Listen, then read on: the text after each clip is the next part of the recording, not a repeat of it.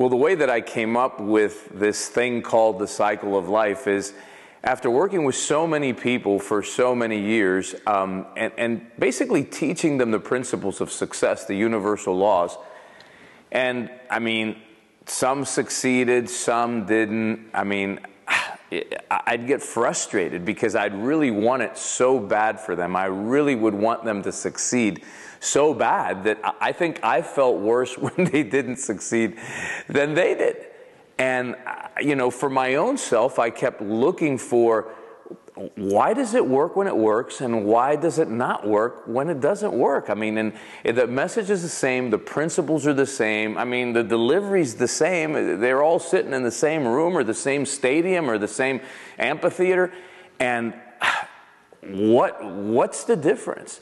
And as I started trying to come up with a logical sequence, I realized that there was a process that people went through in order to take action and to take repeated action to achieve anything.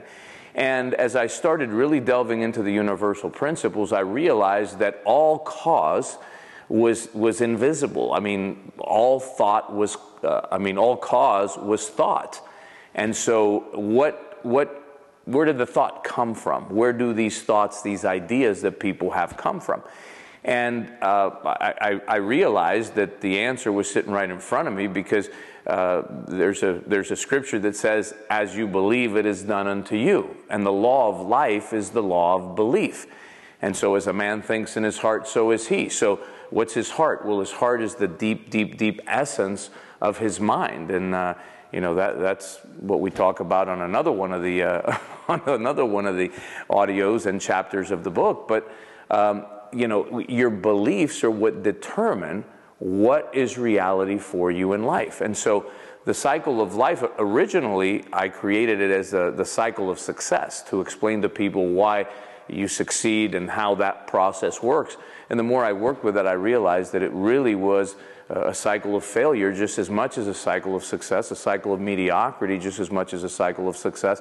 So therefore I came up with the name for it, the cycle of life. And it basically boils down to the fact that our beliefs, which are conditioned in us from the time that we're very, very, very young, I mean, from the time that we're, I say 0 minus 9, right? 0 minus 9 months, because even in the time we're in our mother's womb, we are perceiving all kinds of information, both feelings and sounds and words, which we don't know what the words mean at that point in time, but it's still being recorded.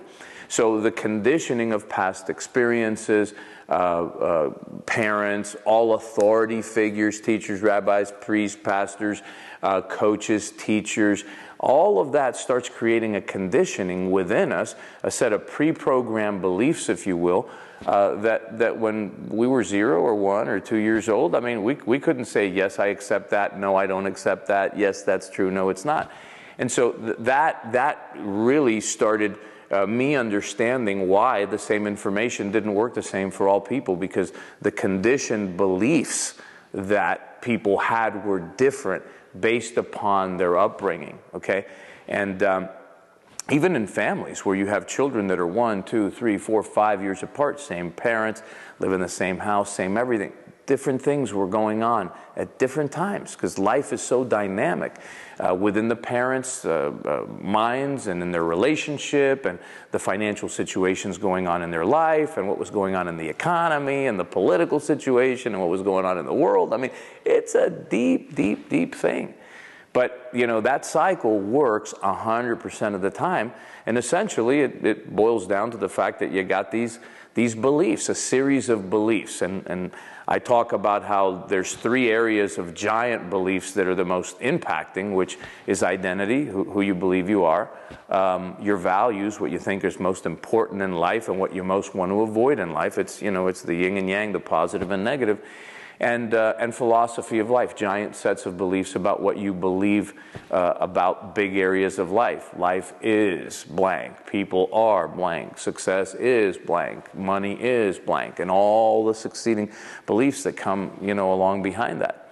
So that mindset, those beliefs create our mindset or our state of consciousness. It's all that we accept and believe is true.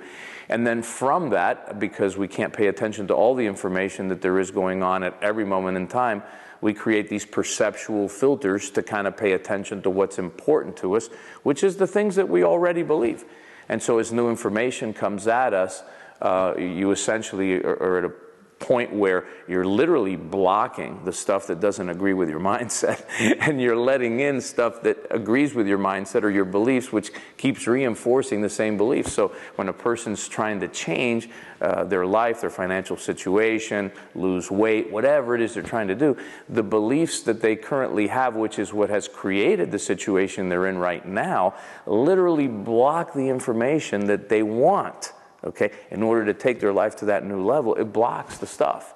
Okay, so those perceptual filters and the beliefs then put you in a situation as to what you will dare to desire, what you will dare to want, what you will dare to accept in your life in terms of needs and wants and desires. And based upon those desires, you make certain decisions. And based on those decisions, you take certain actions. And actions repeated over time become habits and abilities. And those habits and abilities, or that what I call automatic behavior, that's why the series in the book is called Automatic Riches, that automatic behavior, habits and abilities, you will repeat consistently over time, automatically, and that's what produces the results in our lives. And those results will always be in keeping with that mindset. And so that closes the loop on the cycle, and that's why it's called the cycle of life. As you believe, it is done unto you. As you believe, you attract. And by the way, that also explains exactly how the law of attraction works. The law of attraction works based upon your beliefs attracting to you that which you are. And who are you? You are that which you think about. You are that which you imagine and contemplate all day long, which makes you feel a certain way, which gets you to act a certain way. And so it sets about that vibration, that rate of vibration that you have, and that's what will attract to you all the things in life that are according to that vibration, that vibrate at the same rate or the same level as you're vibrating in.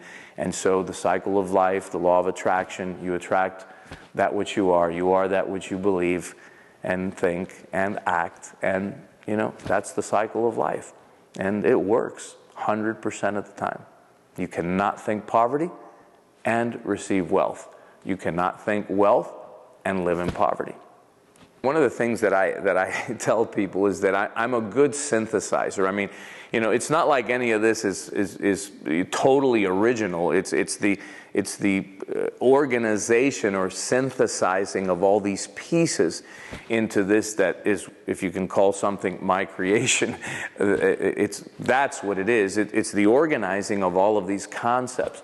But these are all principles, they're universal principles, and as I started studying universal principles, I started using some things, and sometimes you use things and you don't even know that you're using them. So I mean, I was just using principles, and I realized that that my beliefs were creating the results, and so I started thinking, well, if it starts with beliefs and then where does it go from there? What's the process look like, and how does that work? And and so I saw different models. Abraham Maslow's model. Some of Tony Robbins' different models.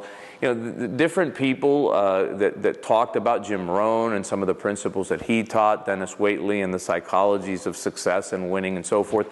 And taking from all of this, and organizing, I was using it unknowingly, and then I figured out how it all worked, and that's when I started drawing it out and actually making a little graphic of it, and then I started out teaching it to people. First time I taught it publicly was 1995 in the Jackie Gleason Theater of the Performing Arts. I'll never forget, to a packed house.